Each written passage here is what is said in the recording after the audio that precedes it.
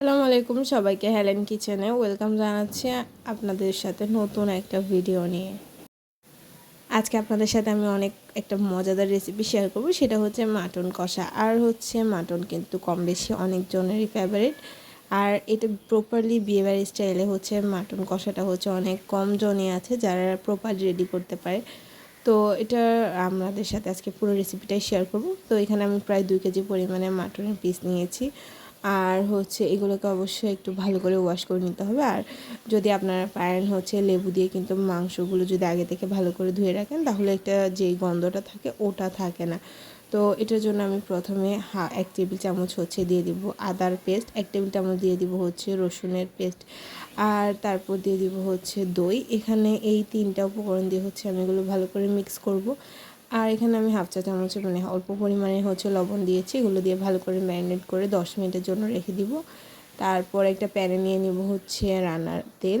আর এখানে মাংসের পরিমাণ যদি বেশি থাকে তাহলে অবশ্যই তেল পেঁয়াজ রসুনগুলো বাড়িয়ে নেবেন। তেলে আমি পেঁয়াজ লাল করার পর এখানে দিয়ে দিয়েছিলাম রসুন বাটা, আবার পেঁয়াজ বাটা, তারপর গরম মশলা। আর এগুলো দিয়ে আমি আরও ভালো করে তেলের সাথে কষিয়ে নেব যাতে কাঁচা স্মেলটা চলে যায়। তারপর দিয়ে দিব 1 টেবিল চামচ জিরা বাটা, 1 টেবিল চামচ মরি বাটা, তারপর দিয়ে দিব কাঠবাদাম বাটা, আর দিয়ে দিব সরিষা বাটা, আর তারপর 1 টেবিল চামচ আদা বাটা, তারপর লবণ দিয়েছিলাম। এগুলো দিয়ে ভালো করে মশলাটাকে কষিয়ে নেব।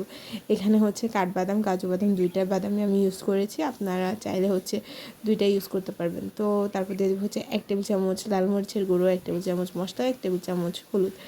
এগুলো দিয়ে অবশ্যই ভালো করে মশলাগুলোকে কষিয়ে নেব। আর এখানে আমি 1 টেবিল চামচ থেকে একটু বেশি নিয়েছিলাম লাল মরিচের গুঁড়োগুলো। তারপর দিয়ে দেবো ম্যারিনেট করা সে মাটনের পিসগুলো।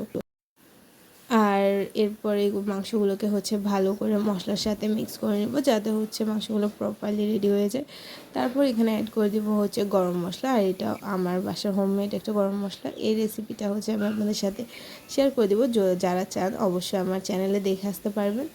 তারপর মাংসগুলো ভালো করে কষিয়ে নেব, মানে এগুলোকে আমি 10 থেকে 15 মিনিটের জন্য কষতে দেবো। যে পর্যায়ে পানিগুলো প্রায় শুকিয়ে আসবে এ পর্যায়ে আমি অ্যাড করে দেবো কাঁচামরিচ। আর কাঁচামরিচ দেওয়ার পর মাংসগুলোকে আরও ভালো করে মিক্স করে নেব।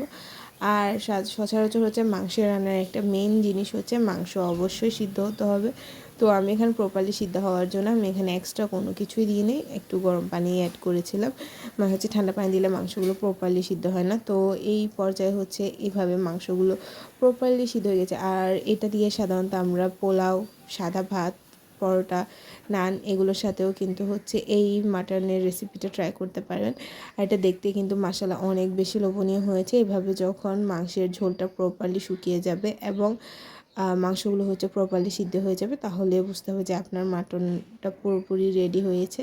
তো আমি এটা প্রায় 20 মিনিট ধরে কুক করে আর মিডিয়াম আঁচে কুক করেছি, যার কারণে মাংসগুলো প্রপারলি সিদ্ধ হয়ে গিয়েছে। তো আমার বিয়েবাড়ির স্টাইলে মাটনের একটা কষাই রেডি।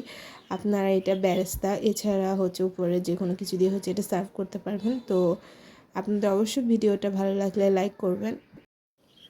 আমার চ্যানেলে যদি নতুন হয়ে থাকেন তাহলে অবশ্যই আমার চ্যানেলকে সাবস্ক্রাইব করে আমার পাশে থাকবেন।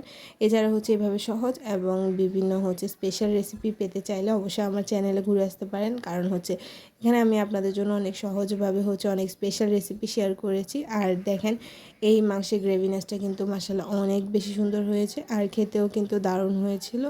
তো আজকের ভিডিও এতটুকু। ভালো লাগলে অবশ্যই একটা লাইক করে আমার পাশে থাকবেন। আর বাসায় যদি ট্রাই করে থাকেন তাহলে অবশ্যই কমেন্টে জানাবেন। তো দেখা হচ্ছে অন্য কোনো ভিডিওতে অন্য কোনো সহজ রেসিপি নিয়ে। আসসালামু আলাইকুম সবাইকে।